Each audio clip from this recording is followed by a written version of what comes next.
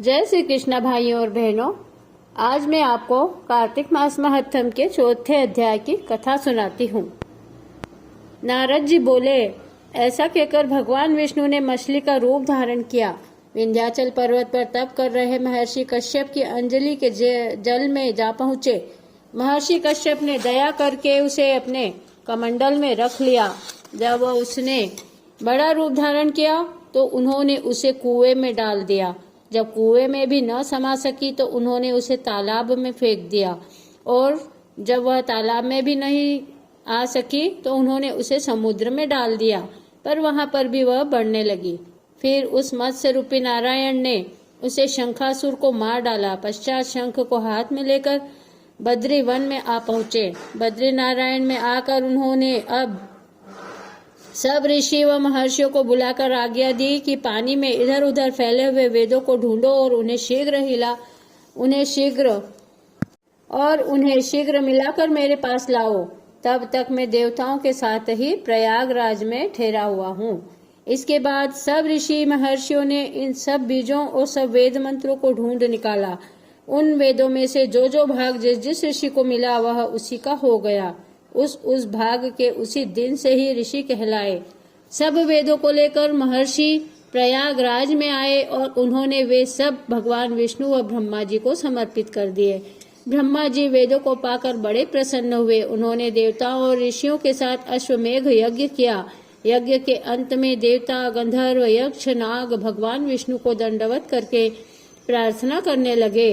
देवताओं ने कहा, हे देव, हे जगन्नाथ, हे प्रभु, हमारी प्रार्थना सुनिए। हम लोगों के हर्ष का समय है, इसलिए आप हमें वरदान दीजिए। नष्ट हुए वेद पुनः श्री ब्रह्मा जी को प्राप्त हो गए। हे लक्ष्मीपते, आपकी अनुकंपा से हम देवताओं को यज्ञ का भाग मिला है।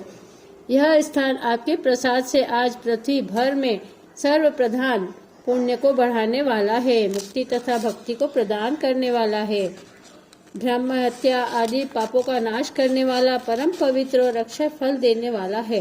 यह वरदान हमें दीजिए। भगवान विष्णु ने कहा, जो कुछ आप लोगों ने कहा है वह मेरा भी ध्येय है। जैसा आप लोगों को ने कहा है कि यह स्थान आज से ब्रह्म क्षेत्र के नाम से पुकारा जाएगा। इस स्थान पर गंगा जी व सूर्य पुत्री यमुना जी का संगम होगा। मैं श्री ब्रह्मा जी सहित यहाँ पर निवास करूंगा। यहाँ पर किया हुआ जप, तप, दान महान फलदायक होगा। पहले जन्म में किए हुए पाप, ब्रह्म हत्या आदि भी इस तीर्थराज में स्नान करने से नष्ट हो जाएंगे।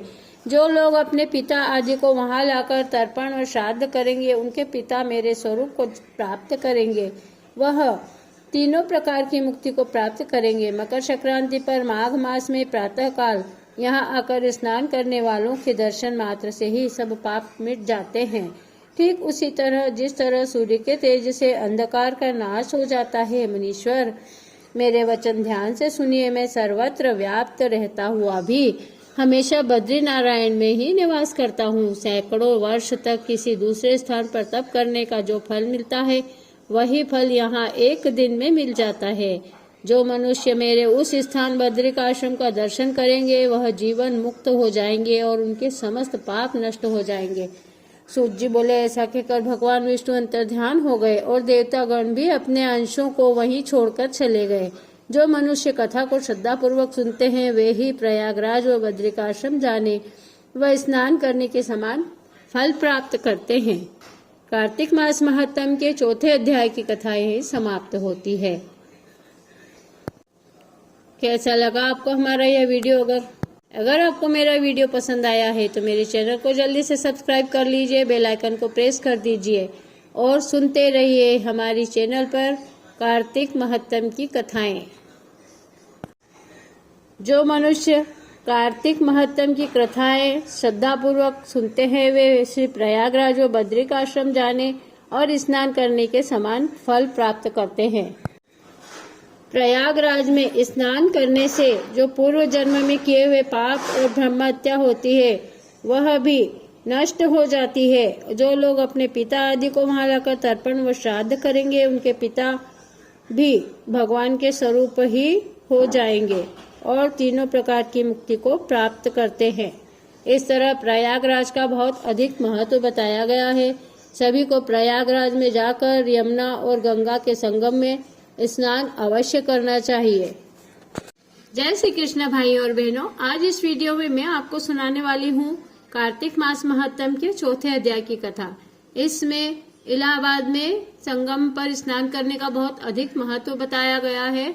जब सभी ऋषि मुनि मंत्र और वेद बीज मंत्रों को लेकर भगवान के पास पहुंचे तो भगवान वहीं प्रयागराज में गए थे और भगवान ने विष्णु जी ने यही कहा था कि यहाँ पर संगम करने वाले लोगों का उद्धार हो जाएगा और मैं कार्तिक के महीने में ब्रह्मा जी सहित यहाँ पर निवास करूंगा। यहाँ पर किया हुआ जब तब दान महान फलदायक होगा। जो लोग अपने पितरों को यहाँ लाकर तर्पण करेंगे उनके पितरों की भी मुक्ति हो जाएगी। जय श्री कृष्ण भाइयों और बहनों, आज इस वीडियो में मैं आपको कार्तिक मास महात्म के चौथे अध्याय की कथा सुना रही हूँ। इसमें इलाहाबाद में गंगा यमुना के संगम में स्नान करने का और वहां पर किए गए दान पुण्य जप तप का बहुत अधिक महत्व बताया गया है। नारद जी बोले, ऐसा कहकर भगवान विष्णु ने लक्ष्मी का रूप धारण किया। नारद जी बोले, ऐसा कहकर भगवान विष्णु ने मछली का रूप धारण किया। विंध्याचल पर्वत पर तप कर रहे महर्षि कश्यप की अंजलि के जल में जा पहुंचे। महर्षि कश्यप ने दया करके उसे अपने कमंडल में रख लिया।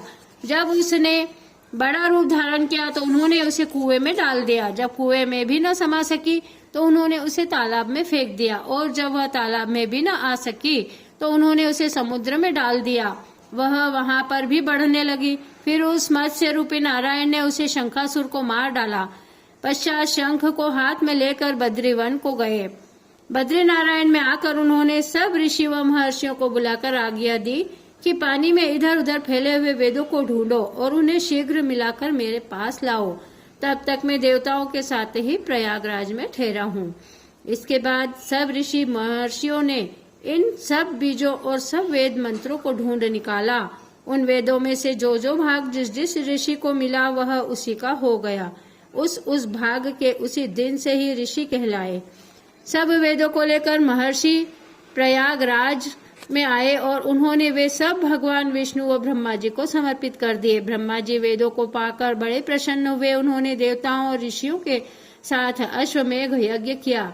यज्ञ के अंत में देवता गंधर्व यक्ष नाग भगवान विष्णु को दंडवत करके प्रार्थना करने लगे। हे देवताओं ने कहा, हे देव, हे जगन्नाथ, हे प्रभु, हमारी प्रार्थना सुनिए।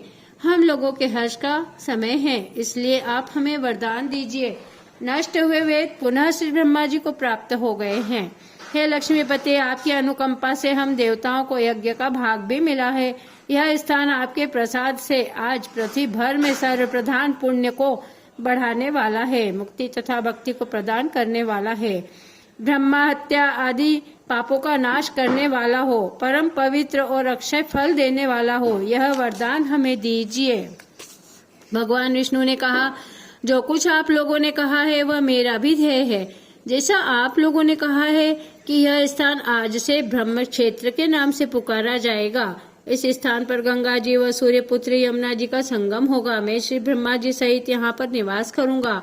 यहाँ पर किया हुआ जप तप तथा दान महान फलदायक होगा।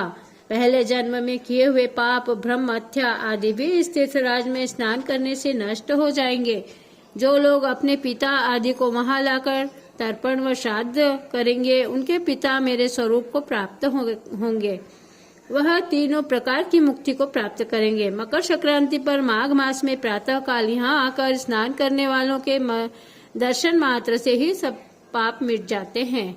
ठीक उसी तरह जिस तरह सूर्य के तेज से अंधकार का नाश हो जाता है। हे मुनीश्वर, मेरे वचन ध्यान से सुनिए। मैं सर्वज्ञ व्याप्त रहता हुआ भी हमेशा बद्री नारायण में निवास करता हूँ। सैकड़ों वर्ष तक किसी दूसरे स्थान पर तप करने का जो फल मिलता है वही फल यहाँ एक दिन में मिल जाएगा। जो मनुष्य मेरे उस स्थान बद्रिकाश्रम का दर्शन करेंगे वह जीवन मुक्त हो जाएंगे और उनके समस्त पाप नष्ट हो जाएंगे।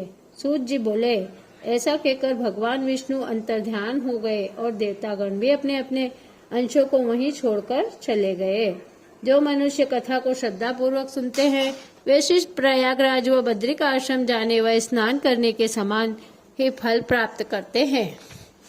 कार्तिक मास महात्म के चौथे अध्याय की कथा समाप्त होती है। प्रिय भाइयों और बहनों, कैसा लगा आपको मेरा यह वीडियो? अगर पसंद आया है तो चैनल को सब्सक्राइब कीजिए, बेल आइकन को प्रेस कर लीजिए और वीडियो को अधिक से अधिक शेयर कीजिए। सुनते रहिए रोज हमारी चैनल पर कार्तिक मास महात्म की कथाएं। जय श्री कृष्णा।